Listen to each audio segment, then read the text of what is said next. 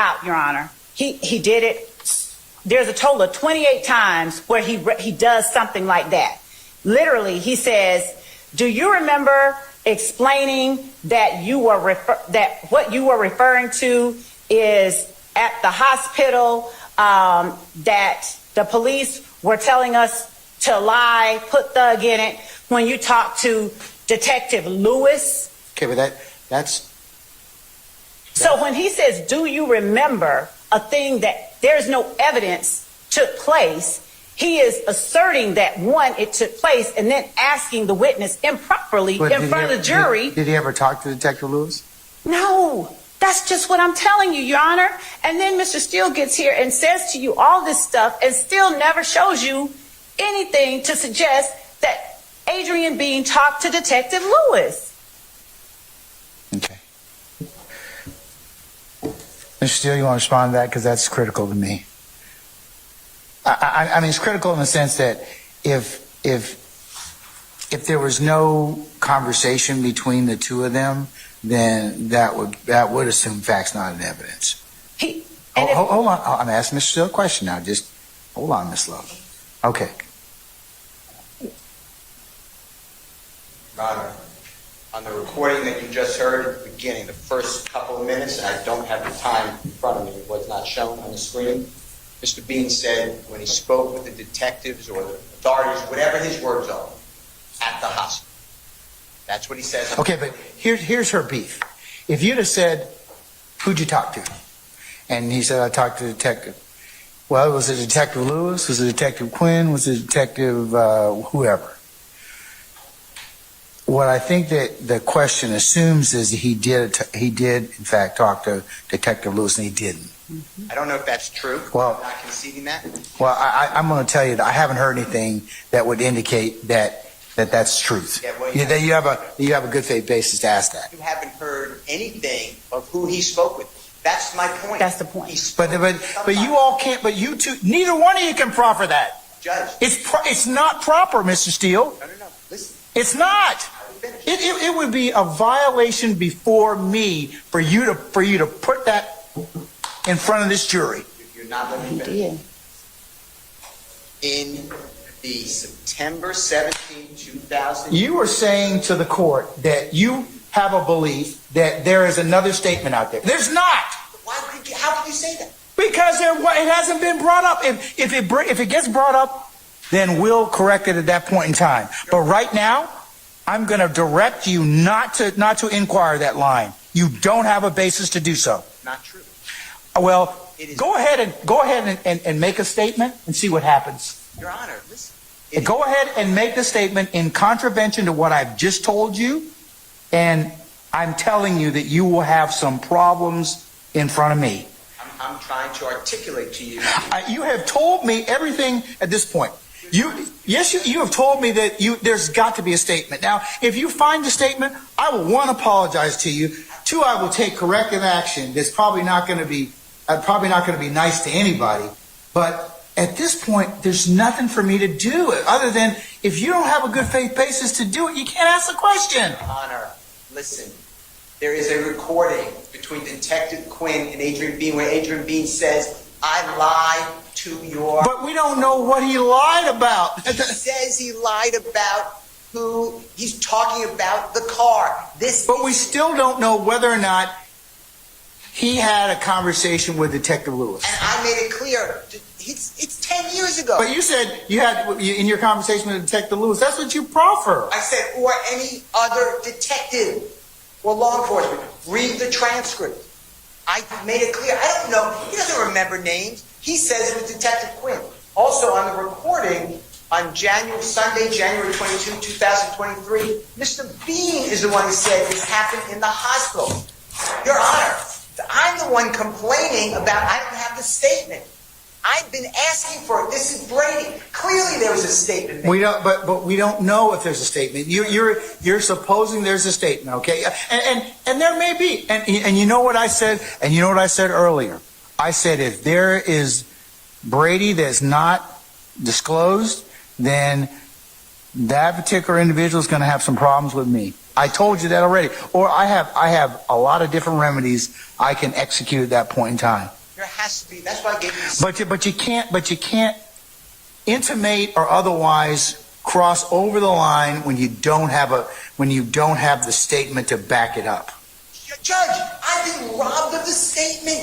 But we don't know where the statement is. If we find the statement, or it comes up, or in cross-examination, Quinn brings up and says, "Hey, happen to have a statement right here in my massive file." And if he does, then of course I will revisit this particular subject again. I'm saying it's been deleted. It's been destroyed. We don't know. You don't know. We don't know what happened. We don't know what happened. We had the same issue that happened earlier in this trial about a statement. We don't know whether or not it was the hack or whether or not it's intentional. Now, you can make whatever hay you want out of it. I mean, and the jury can decide for what they want to give it. But you cannot ask the question in its current form. You just can't. Your Honor, I'm not asking any questions, but you have to understand the following, please. 6 days later, Detective Quinn and Adrian Bean are on recording where Adrian Bean tells Detective Quinn, "I lied." About what? I lied. About what? Who was driving the car? He gets cut off. Detective Quinn says, "Yeah, tell me about it." Where's that statement? That's what I've been asking for. But that doesn't still give you the latitude at this point in time to ask that question. Now, I told you, if we find out from Quinn, and I'm telling the state that if I find out that the statement exists, there's going to be a lot of unhappy people. Well, what if you don't find out it exists? I still am entitled to it. That's my whole point. Okay, but here's the thing. You've asked me for it. I've asked them. If it comes up later, or I find out it's sitting someplace that was in possession of the state, pursuant to case law and definition, then we'll have some problems. I understand, but you're asking where you have to find the statement for. I'm telling you the statement was made. It doesn't work that way, Mr. Steele. I'm sorry. It does work that way. No, it does not. Yes, it does. No, it doesn't. And you haven't presented any case law to tell me how to do that. And I'm telling you, as the judge presiding over this case, if you do that, it's misconduct. I'm not doing anything. I'm telling you right now. I don't know what you're telling me. I'm not. I am telling you, you have no good faith basis to this point in time to ask that question right now, or to intimate that. I didn't ask any question. You are listening to the district attorney above. I'm ready to cross-examine. I'm going to play the recording you just heard. This gentleman tells me on recording that he was at the hospital speaking with law enforcement. I want that. It is backed up because on recording, 6 days after the crash into that side of the building, Your Honor, Detective Quinn and Mr. Bean are talking about the statement that Mr. Bean made prior. I don't have it. And when the court asked me, well, you got to find it, or if I find it, it wasn't given over. Then we'll have some problems. Then we'll have some issues. I have some issues now. I've been begging for it. The state's supposed to give this. Let me ask, hold on, Mr. Okay, stop for a second. Miss Love, have you inquired of Detective Quinn where this other statement may be? Judge, that's just it. Mr. Steele is literally manufacturing evidence. There is no other statement. I have asked whether or not there was a statement. I asked Tracy Lewis at the hospital. Let me be real clear, because he keeps conflating stuff. Adrian Bean never told Detective Quinn that he made a statement at the hospital. I have his transcript. Okay, but we don't know where he made the statement, and also he's lied. So we don't know what he lied about either.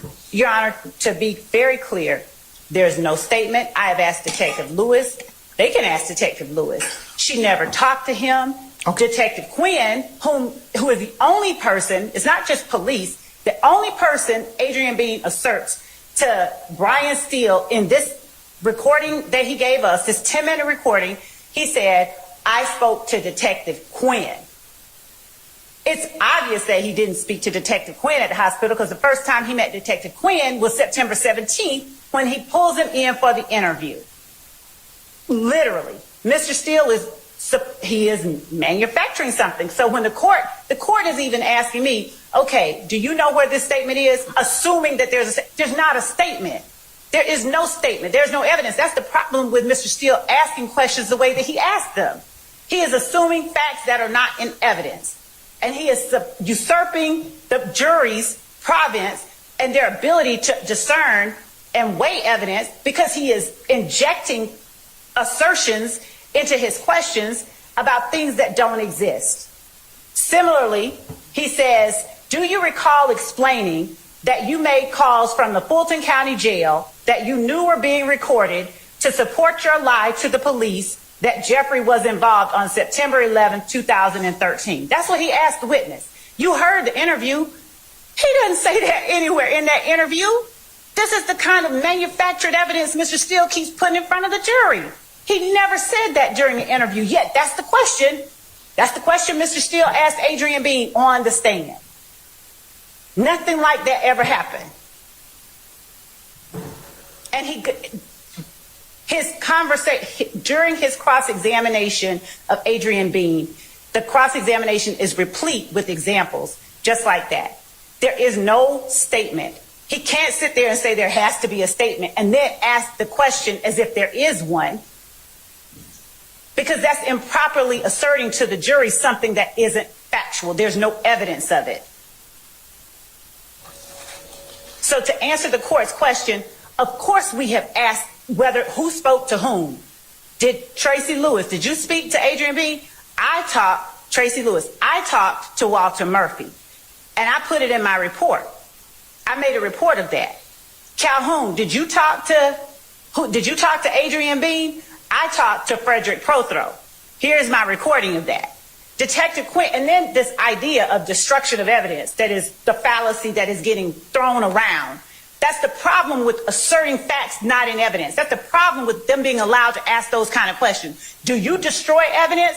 Nobody has said anyone destroyed any evidence. Eduardo Navarro Flores said he heard that Detective Quinn had erased the interview. Well, then why all throughout Detective Quinn's report does he refer to the lie that Eduardo told in the first place? How is that destroying evidence? But they're trying to create a narrative for the jury of things that don't exist. A narrative that somehow the state destroys evidence. There's been no evidence, no suggestion that the state has destroyed any evidence, but they're going to ask it a million times. So that's what Mr. Steele is doing with this whole statement at the hospital. He's going to ask it a million times. So the jury's sitting there going, well, where is it? And then in the end, $100 says that he gets up there and says, they destroyed the statement from the hospital, knowing he has no evidence that one even exists. With Detective Lewis, and certainly not Detective Quinn, who is the only person Adrian Bean tells Mr. Steele, at least in the portion of the recorded interview he gave me. I don't know what else he told. I don't know what Mr. Steele told Adrian Bean. But it's obvious that he's leading him through the interview that the court heard. And even being led, Adrian Bean does not let up on his assertion about Detective Quinn. Mr. Steele tries to get him to change it. You mean somebody else, other police, no, just Detective Quinn. So this idea that he has a right to ask questions that assume things that are not in evidence, that he has not put in evidence, that he cannot expect to be put in evidence, is ludicrous. And to assert that the state is trying to hide something because he wants to taint the jury's mind, taint the fact finders with falsehoods, and somehow, I guess that's the way he wins cases. I don't know. But, Your Honor, I'm flabbergasted. The number of times he asked Adrian Bean questions that assumed facts that are not in evidence is just staggering. It's just staggering. I'm simply asking that Mr. Steele be precluded from asking those kind of questions.